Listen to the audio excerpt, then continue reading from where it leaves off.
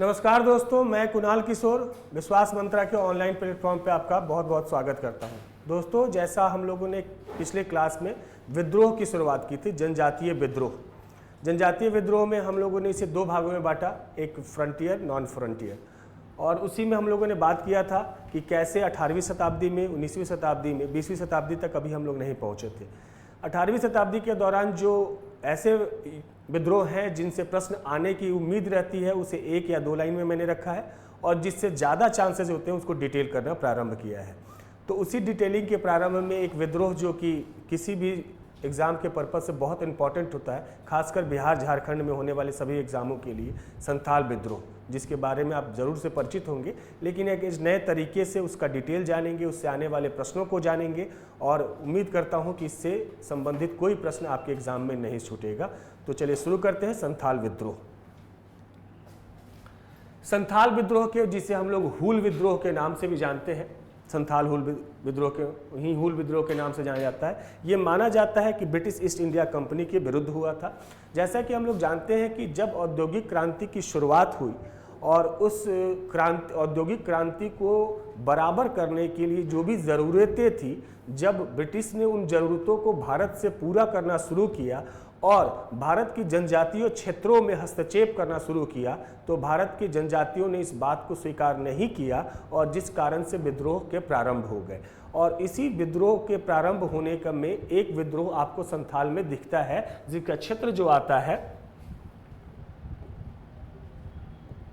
उसका क्षेत्र है झारखंड और पश्चिम बंगाल का।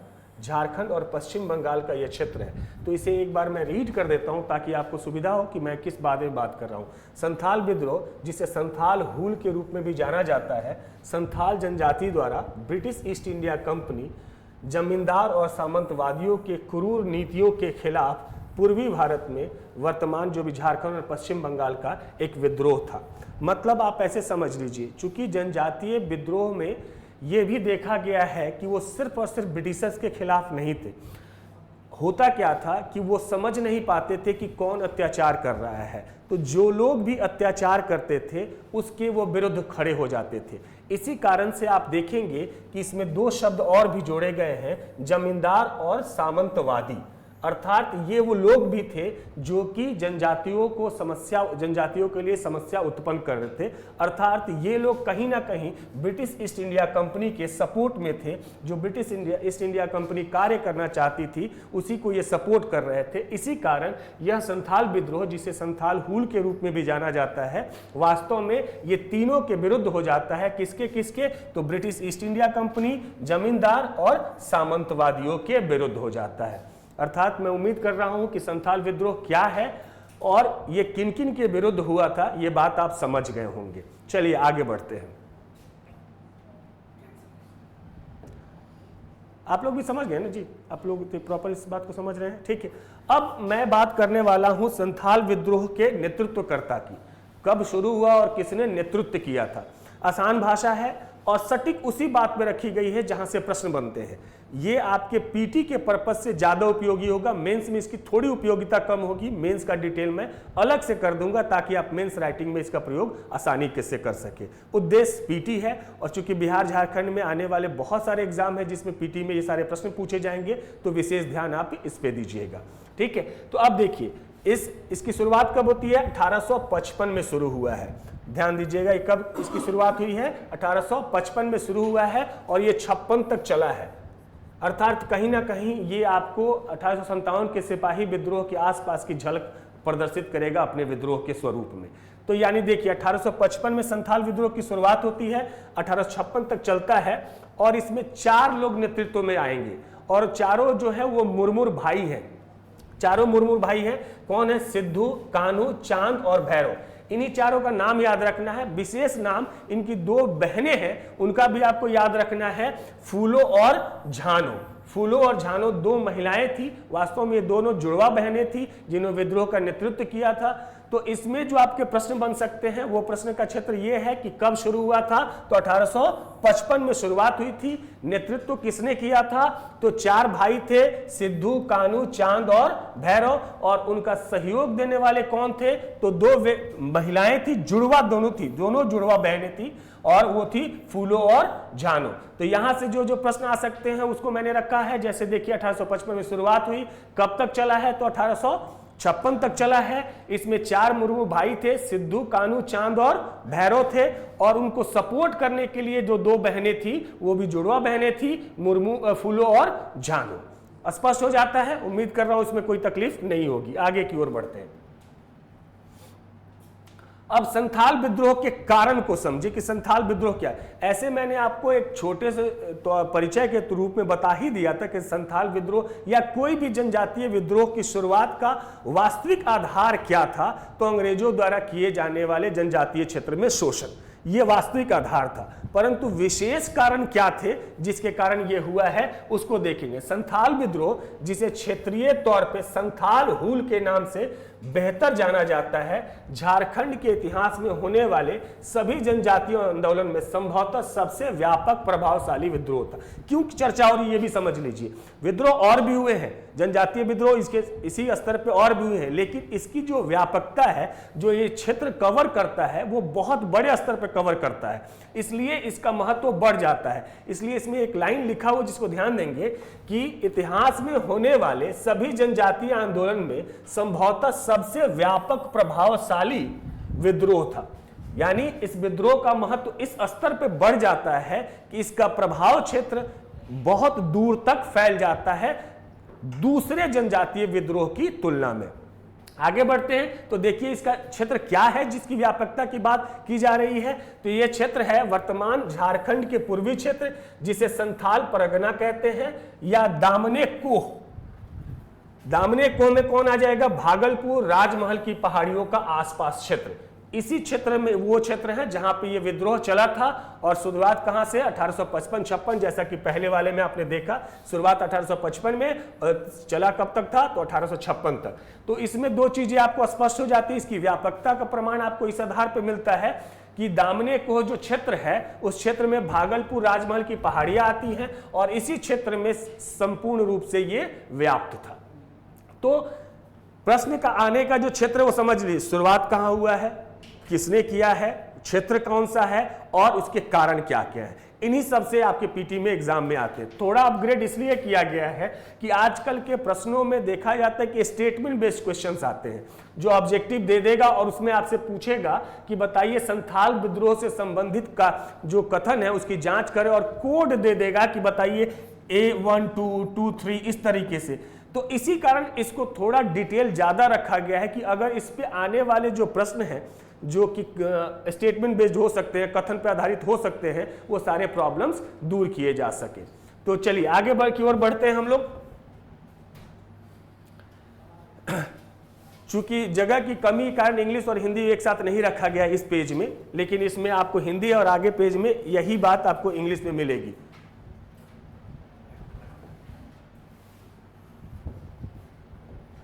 देखिए यह क्षेत्र झारखंड के सबसे बड़े जनजातीय समूह संथालों का निवास स्थल है। ठीक है, संथालों के आक्रोश का मुख्य कारण यह था कि ब्रिटिश काल में साहूकार तथा औपनिवेशिक प्रशासक दोनों ही संथाल का शोषण करते थे। एक टर्म आता है यहां पे दीकुओ, दीकुओ जिसमें लिखा गया है बाहरी लोग। आपको ऐसे समझ लीजिएगा कि जब कर वसूलने के लिए बाहरी लोगों को ब्रिटिश सरकार नीलामी के द्वारा वो क्षेत्र बेच देती थी, और वही बाहरी लोग उस क्षेत्र को खरीद कर वसूलने का काम करते थे, तो जनजातीय लोग उन्हीं बाहरी लोगों को दीकू कह के संबोधित किया करते थे। और दीकू चूंकि बाहरी लोग थे तो वो शोषण में कोई कमी नहीं रखते थे। कारण ये कि जब कोई व्यक्ति उसी क्षेत्र से अगर बिलोंग करता है तो क्षेत्र के वासियों की समस्याओं को समझता है, परंतु दीकू जो कि इसी उद्देश्य से आए हैं रुपए खर्च करके कि मुझे रुपए कमाना है, तो वो रुपए कमाने के लिए शोषण का हर एक स्तर लेकर चलते हैं। इसी कारण ये दीकुओं, जिसे बाहरी लोग कहा जाता है, ये लोग शोषण करना शुरू करते हैं और इन्हीं के प्रति उनका आक्रोश बढ़ भी जाता है, जिसके कारण ये विद्रोह की शुरुआत होती है। अब ये जो शुरुआत किया था, जिसके कारण क्या समस्या हुई थी देख लीजिएगा। ऋण पर 50% से लेकर 500% तक ब्याज बढ़ा दिया गया। समझे कि जैसे ही दीकू लोग एंटर करते हैं, वो लोग जो कि पहले जो कर दिया जाता था जिसको 50% तक रहता था, वो एकाएक 500% हो गया। ध्यान दीजिए कि कोई व्यक्ति जो ऋण चुका रहा है उसको 50% देना था पहले, जब उसके क्षेत्र के लोग थे, ब्रिटिश ही शासन कर रही थी, परंतु वो 50% तक देते थे। परंतु जैसे ही दीकुओं का प्रवेश हो जाता है, वह ऋण जो है एकाएक 500% तक चला जाता है। तो आक्रोश एक स्वाभाविक बात हो जाती है। आप लोग भी समझ रहे हैं ना कि सभी मतलब सिर्फ ऑनलाइन वाले ही समझने, आप लोग भी समझ रहे हैं? अच्छा, चलिए, तो ये स्पष्ट, इसमें कोई दिक्कत नहीं है।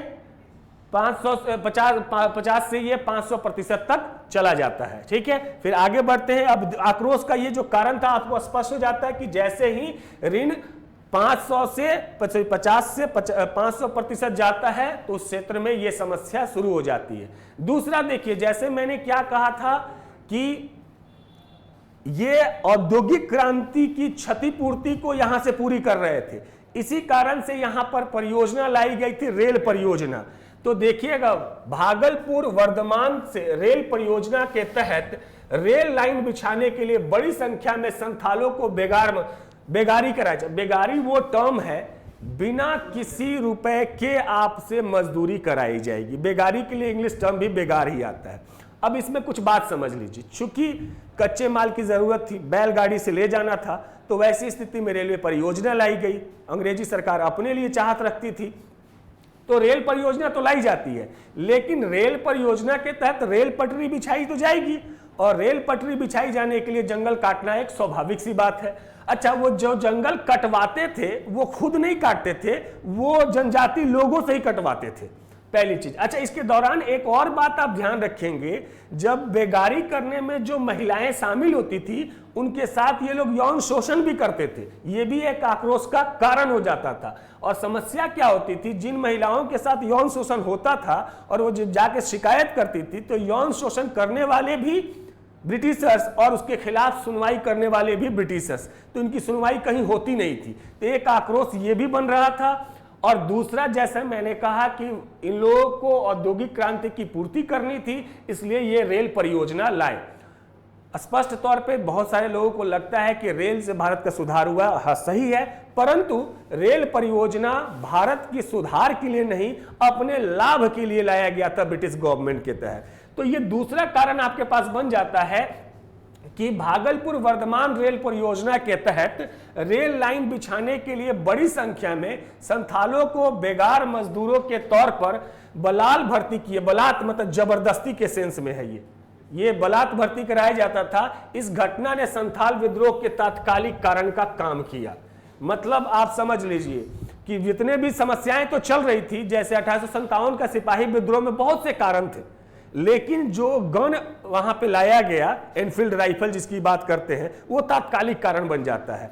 वैसे ही संथाल विद्रोह में और बहुत सारी बातें थी, जो विद्रोह एकाएक नहीं, किसी एक घटना के कारण विद्रोह नहीं घट सकती है। विद्रोह के लिए बहुत सारी घटनाएं चल रही थी, परंतु उस आग में घी का काम करने वाली जो योजना था, वो था भागलपुर वर्धमान रेल परियोजना।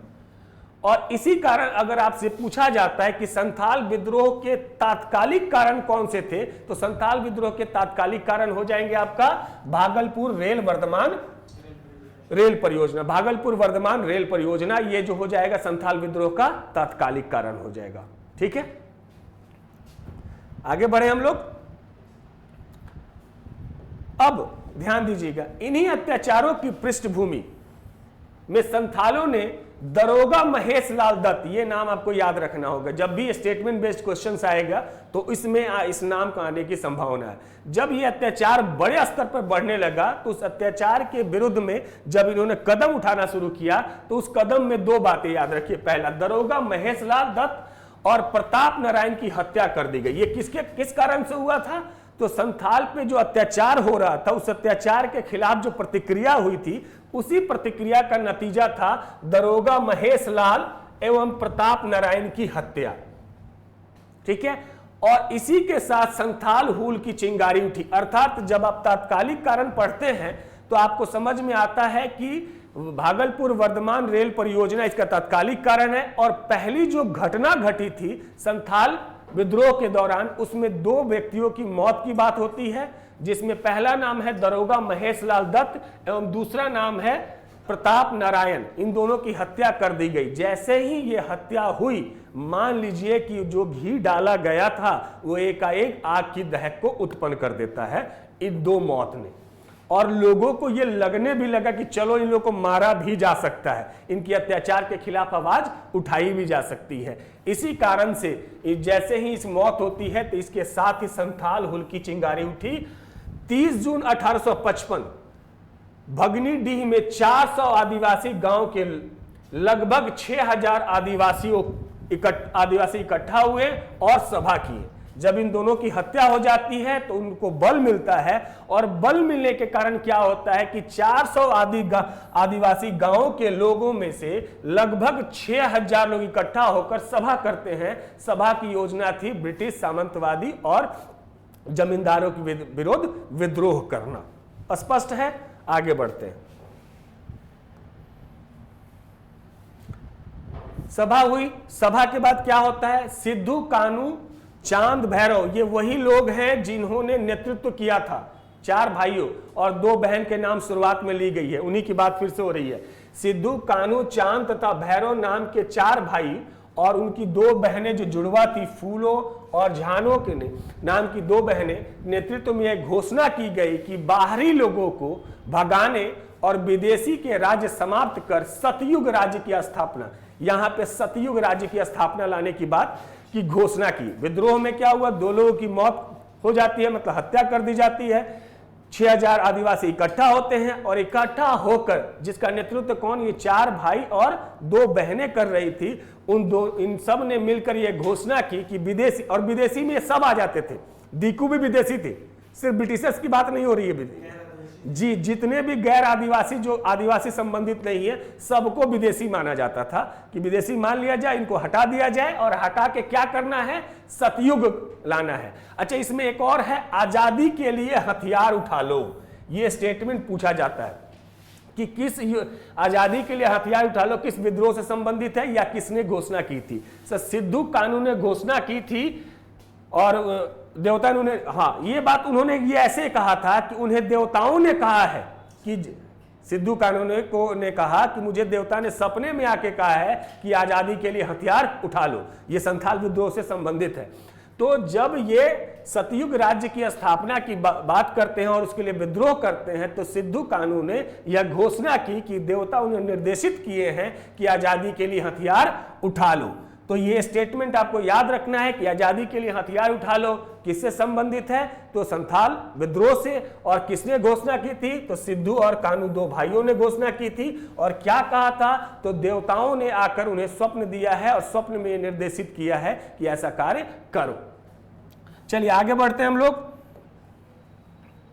अगला देखिए, विद्रोहियों ने सिद्धू कानू को राजा, कानू को मंत्री, ये याद रखना, ये पोस्ट सीधे सीधे आपके प्रश्न में आएंगे। और मैं कह रहा हूं बार बार कि पीटी की उपयोगिता की सारी बातें लगभग इसमें समाहित है। अगर इसे आप ढंग से समझ लें, पढ़ लें और इस पर आधारित जो नोट्स बना लेते हैं तो पीटी संबंधित कोई समस्या नहीं रहने वाली है, चाहे वो बिहार का हो, झारखंड का हो, कहीं का भी हो। तो इसमें पोस्ट को देखिएगा, विद्रोही ने, जो विद्रोही दल 6000 लोग इकट्ठा हुए थे उन्हीं की मैं बात कर रहा हूं, उन्होंने सिद्धू को राजा, सिद्धू कौन था? सिद्धू कानू वही जिन्होंने कहा था कि देवता आपके स्वप्न में बोले हैं कि आजादी के लिए हथियार उठा लो। तो सिद्धू को राजा बना देते हैं, कानू को मंत्री, चांद को प्रशासक तथा भैरव को सेनापति घोषित किया। मतलब पूरी तरह से एक राज्य बन गया और राज्य के आधार पर जो जो पद हो सकते थे वो पद दे दिए गए, जिनमें 4 भाई चूंकि नेतृत्व कर रहे थे। चारों भाई में सिद्धू को राजा, कान्हू को मंत्री, चांद को प्रशासक और भैरव को सेनापति घोषित कर दिया। इन लोगों ने ब्रिटिश दफ्तरों एवं संस्थानों, थाना, डाकघर एवं अन्य सभी संस्थाओं पर हमला करना शुरू कर दिया, जिन्हें वो गैर जनजातीय प्रतीक के घोतक मानते थे। मैंने जैसे शुरू में कहा कि सिर्फ और सिर्फ ब्रिटिश नहीं, जो लोग गैर जनजातीय थे, जो लोग गैर आदिवासी थे, उन सभी पर आक्रमण हो रहे थे। ऐसा विशेष संथाल विद्रोह में नहीं हो रहा था कि सिर्फ और सिर्फ ब्रिटिश को टारगेट किया जा रहा है। टारगेट वो सब थे जो कि गैर जनजातीय क्षेत्र से संबंधित थे, अर्थात वो सभी लोग जिन गैर आदिवासी थे उन सब पर हमला हो रहा है। और हमले के बीच में सभी सरकारी सेवाएं ठप कर दी गई थी, सभी सरकारी सेवाएं ठप कर दी गई थी। और कहाँ की सेवाएं ठप की, ये स्टेटमेंट के लिए इंपॉर्टेंट है, थोड़ा ध्यान दीजिएगा। राजमहल के बीच, भागलपुर और राजमहल के बीच की सारी सरकारी सेवाएं ठप कर दी गई थी। स्पष्ट है? फिर आगे बढ़ते हैं हम लोग। ध्यान दीजिए, सरकार को संथालों के विद्रोह को कुचलने के लिए, यह विद्रोह का दमन और उसके महत्व को समझने के लिए बात की गई है। विद्रोह आप समझ गए कि विद्रोह कैसे हुआ, कहां हुआ और विद्रोह के में क्या क्या हो रहा है। ठीक है, अब देखिए सरकार को जब विद्रोह का दमन करना था तो उसको कैसे दमन की शुरुआत की। सरकार को संथालों के विद्रोह को कुचलने के लिए उपद्रवग्रस्त क्षेत्रों में मार्शल लॉ लगाना पड़ा। फिर यहां पर एक ऑब्जेक्टिव आपका आ जाता है कि क्या कौन सा लॉ इस्तेमाल किया गया था उपद्रव को दमन करने के लिए, तो मार्शल लॉ लगाया गया था। ठीक है, अब एक प्रश्न और यहां ध्यान दीजिएगा, मेजर बारो से हमेशा प्रश्न आता है, यह बहुत इंपॉर्टेंट प्रश्न है। ये मेजर बारो के नेतृत्व में सेना की 10 टुकड़ी भेजी गई, लेकिन उन्हें संथालों ने परास्त कर दिया। जैसे ही वो एंटर करते हैं पहाड़ी क्षेत्र में तो वहीं पर उनको हराकर भगा दिया जाता है। थोड़ा ध्यान दीजिएगा, सरकार ने संथालों को विद्रोह को दबाने के लिए सबसे पहले मार्शल लॉ लाया और मार्शल लॉ को इम्प्लाई करने के बाद उन्होंने मेजर बारो के नेतृत्व में 10 टुकड़ी भेजी सेना की, जिससे कि संथाल परगना के संबंधित लोगों ने उसे हरा दिया था।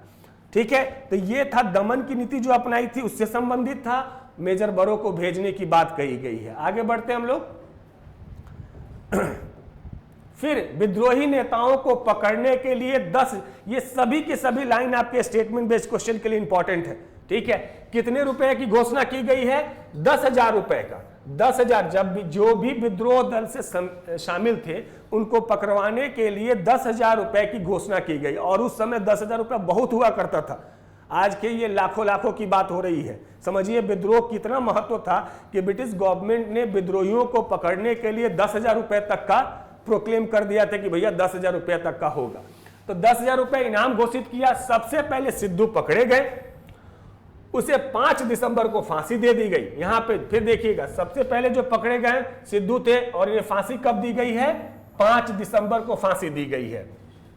चांद एवं भैरव पुलिस की गोली से मारे गए। अंततः कान्हू भी पकड़ा गया और उसे 23 फरवरी 1856 को फांसी दे दी गई। इसमें 4-5 पॉइंट आपके लिए महत्वपूर्ण हो जाता है। पहला कि क्या घोषणा की गई थी, तो 10,000 रुपए घोषणा की गई थी सभी को पकड़ने के लिए। सबसे पहले जो व्यक्ति पकड़े गए थे वो सिद्धू थे और उन्हें फांसी कब दी गई है? 5 दिसंबर को। ठीक है, अब आते हैं 5 दिसंबर 1855 की घटना हो जाएगी। ये अगर इसमें ईयर जोड़ेंगे तो वो 1855 ही होगा। 5 दिसंबर 1855 को इनको फांसी दी गई थी। दूसरी तरफ देखते हैं, चांद भैरव को पुलिस ने गोली से मार दिया। और तीसरी बात देखते हैं कि लास्ट में कान्हू पकड़े जाते हैं और कान्हू 23 फरवरी 1856 को इनको फांसी दे दी गई। इस तरीके से चारों नेतृत्वकर्ता की मौत हो जाती है। जिन्होंने चारों ने जो इस शुरुआत किया था उन चारों की मौत हो जाती है। अब आगे बढ़ते हैं। अब दमनकर्ता में किसका किसको क्रेडिट किया जाता है, तो थोड़ा सा ध्यान दीजिएगा। दमनकर्ता में जनरल लॉयड, ले थॉमसन, रीड और कैप्टन, इन्हीं कैप्टन अलेक्जेंडर, इन्हीं चारों को माना जाता है कि इन्होंने विद्रोह का दमन किया है।